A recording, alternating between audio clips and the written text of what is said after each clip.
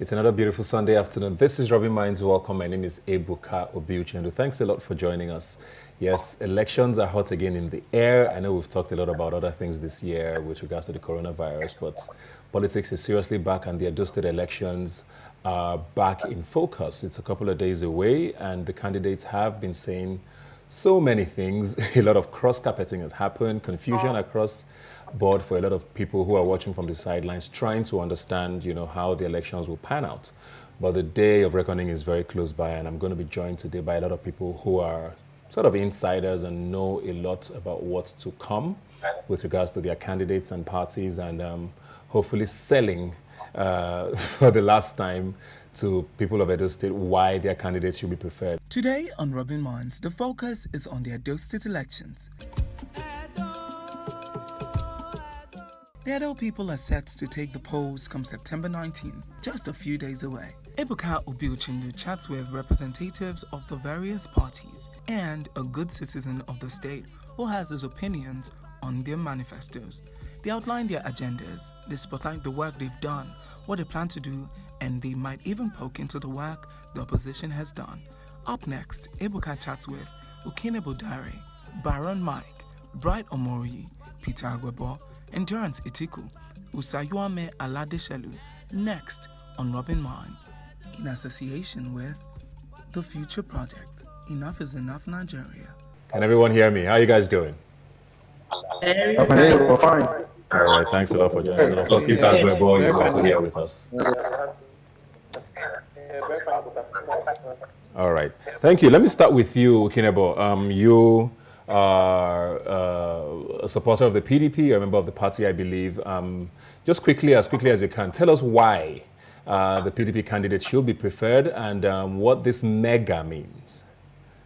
Fantastic. So, Mr. Godwin Obaseki is the current governor of Edo State and the PDP candidate. For us, for him, mega says we're making Edo great again. And a lot of people say, well, let me not say a lot of people, some people have said, so what were you doing for the past few years? And the main thing about making Edo great again is that we are not just we're not just paying lip service to that phrase. Where the governor is coming from is the fact that Edo King, our forefathers, hundreds of years ago, already had a very standard civilization in place. We're already doing business with the Portuguese. We already had diplomacy. We already had invention. Edo has the largest man-made earthworks in the world, which is the Benin Moat. And he keeps on and continues to say that the same blood that was flowing in the veins of those people who did all those things, that same blood is still flowing in our veins today. So Edo should be at the forefront of productivity. Edo should be at the forefront of innovation. Edo should be at the forefront of everything that is happening in Nigeria and in Africa. And that is where we are already taking Edo State to. So if you look at it, even just in the first 4 years, in areas like education, in areas like job creation, Edo is already leading other states in Nigeria. And that is because that is the vision and that's where we're going. So that's mega. Okay, thank you very much. Let me come to you now, Endurance Itiku. You are of the APC. I talked a lot about how candidates have continued to move from side to side, almost made the voters not sure anymore what the parties or the candidates even stand for. So what's your candidate bringing to the table and what's the plan? All right, if you look at our candidate, Pastor Sagi Izeyamu, he has been able to, of course, he has been in the state since birth. So he has been able to look through the gray and the key areas where Edolites are lacking in infrastructure-wise, education, basic education-wise, healthcare-wise, and we have lots. So he has been able to coin it in a single document, which he called the Simple Agenda. By saying Simple Agenda, we don't mean it's simple like ABC. Simple is an acronym that coins all the places he has looked and he knows he's willing to touch, because the Simple Agenda is a time-bound document, which is a social contract between the candidate and the people of Edo State, which you can hold him responsible after his tenure or during his tenure and say, okay, these were the things you promised, but where are they today? In the simple agenda, S stands for security and social welfare. We cannot have a state that thrives without security, and we cannot have a state that thrives or should be in the roadmap without social welfare. The R stands for infrastructural development. Of course, if you have been in Edo or been to Edo or seen Edo on realistic TV or on the internet, you know that we lack this basic infrastructure. So Pastor Sagi Ezeyamo has been able to look at these gray areas to know how we can touch these areas and see how you can work on the infrastructure of Edo State. The M in the simple means manpower development. Manpower development, you can't keep calling our youth tout and never what to do. You need to see that the youth are the future and the bedrock of our country, of our state. So Pastor Sagi Ezeyamu will empower the youth, those who are well trained, skillfully trained or unskillfully trained. They will make them, they will integrate them, rehabilitate them if possible for those that need it, and integrate them into the system to see how they can make good use of the youth and other people that need a job or manpower washing. Here in the P, we have the public-private partnership. Pastor Sagi Ezeyamo intends to make use of both the private sector and the public sector to make Edo State work better again. We don't just have a government where we begin to sign MOU and it's simply on paper. Pastor Sagi Ezeyamo and Madam Gani Aroju intends to make use of the P, which is the private-public partnership, to make Edo State work again by bringing in companies and investors. Of course, S, which covers security, is still applicable here. You cannot attract private investors in a state that has no security. You cannot invite private investors in a state that lacks manpower or infrastructure, like we say. So you can see the connection between the simple agenda. The L means leadership by example. Pastor Sagi Ezeyamo is a well-grounded politician who has been in the state, has been running politics since the beginning of the Second Republic. So it's not just about being a politician.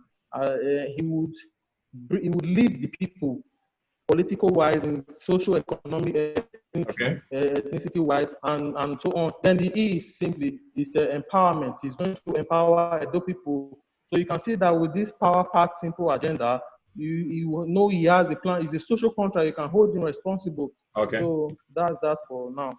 All right. Yeah, thank you. Thank you very much. Let me come to you now, Bright. You are the ADP. Most people think it's the outside party. There's a lot of talk about the PDP and the APC. What is the ADP bringing differently? Yes, anybody can have their opinion. Outside parties, whatever. But our goal is that we want to bring transformation to those. That is why we have the transformation agenda. From the primary body being our candidate, he's a young man that is full of vision, that is of strength and energy.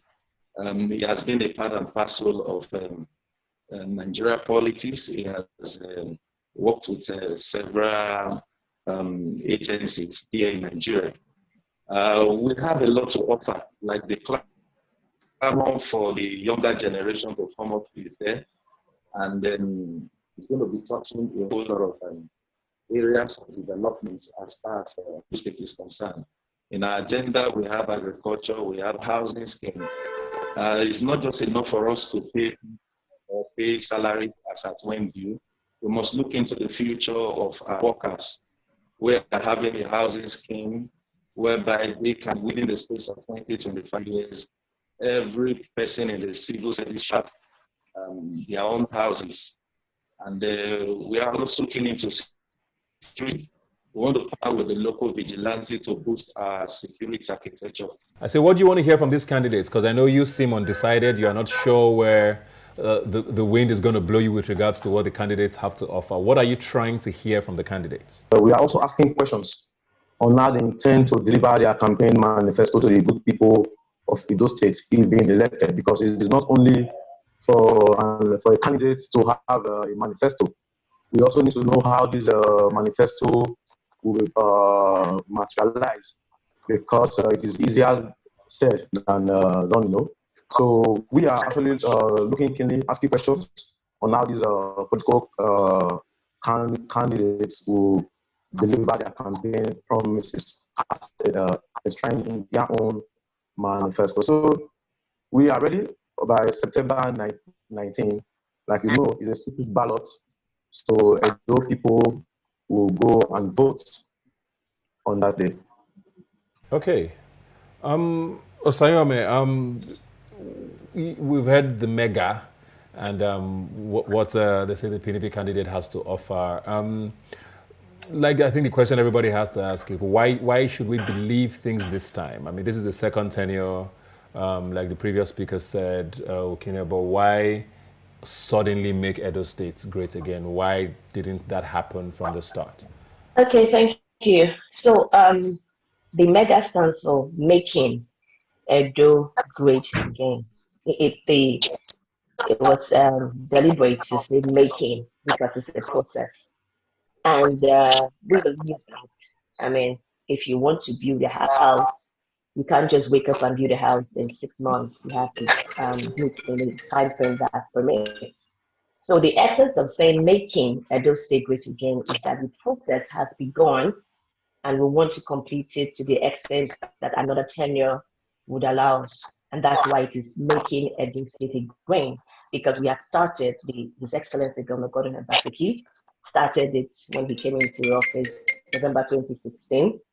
And we can see from the strides that the government has made that there have been changes in different sectors.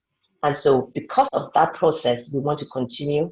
And that's why it's in the present continuous making Edo State great again. When His Excellency came into office, because he's the kind of person that believes in people coming together, there was a strategy dialogue, and people from different sectors and organizations, including the civil society organization, sat down on a round table and came up with things that the Edo State would need for development across different sectors. So, I mean, there was the development of a thematic pillar, which was 6 thematic pillars looking at the economic revolution, infrastructure development, social welfare enhancement, arts and culture, and institutional reforms.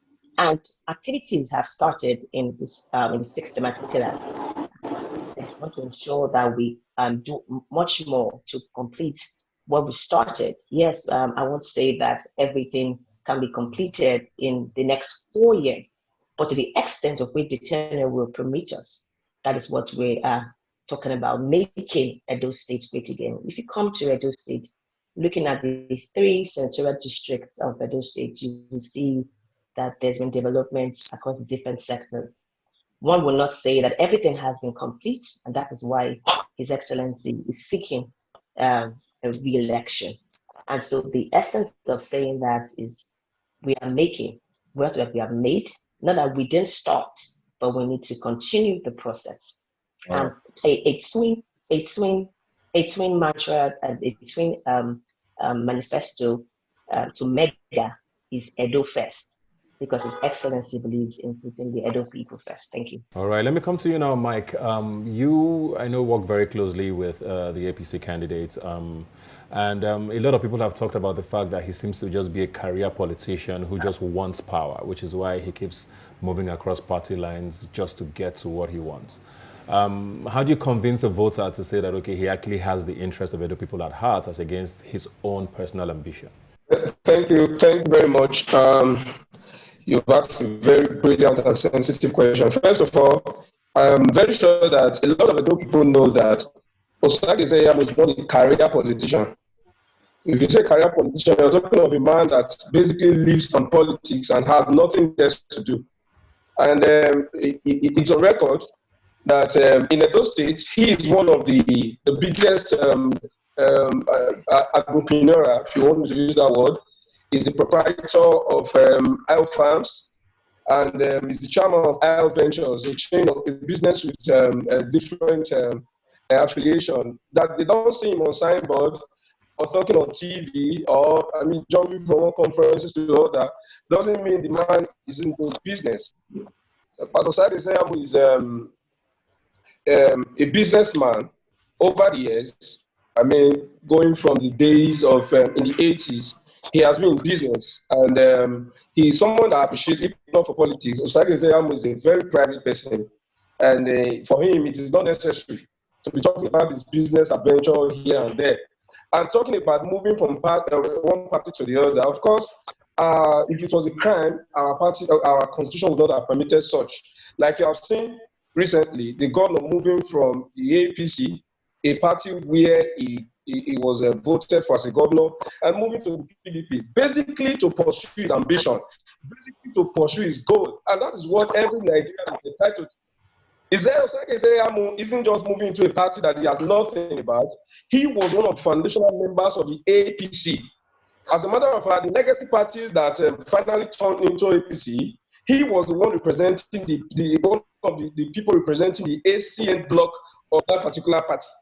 So coming back to APC, he's not joining a new party. He's just coming back to a party he helped to form Adenuga. So it is not about moving from one party to the other. Of course, your drive for the people can help you, can make you go so far. If it is about him, if it's about his family, I'm sure the man does not need to take all of those risks. So for his politics is not his business. He's a businessman, just as a family man. And about moving from one party to the other, being his constitutional right, it's a vehicle for him to bomb the Edo that he has long conceived with other good-minded Nigerians. So it is not about because he wants to be heard of, because he wants to be popular, or because he wants to reach. It is about the fact that he has conceived an agenda way back 2016 that is measurable, that is accurate, that is reliable, and that, of course, that is time-bound. So Edo people will be happy when, in the time they have a governor who is able to translate Edo from where we are now into a place where you don't need to over-explain, but you can just see that things are working. You can just see that our industries are working. You can see that our education system is viable. You can see that everything about the security. I mean, the total pack for Edo, that is what the simple agenda is bringing. So if moving from one party to the other will bring it to reality, of course, we are here, we're in the APC today, party we have to form, and it is a home, it's a comeback to a home that we once had, and for disagreement we left, but we are back now, and everybody, we are all happy. So we are waiting to deliver for those people what belongs to them. So Secretary is here to deliver, and of course, we are very sure that after November 12th, a new Edo will be one that is realizable, and in reality, people will see that the state, of course, can work and it can be better and can move forward. All right. Thank you very much, Mike. We're going to take a break now. You're watching the Edo Focus Group special right here on Ruby Minds, in association, of course, with Enough is Enough Nigeria and the Future Project.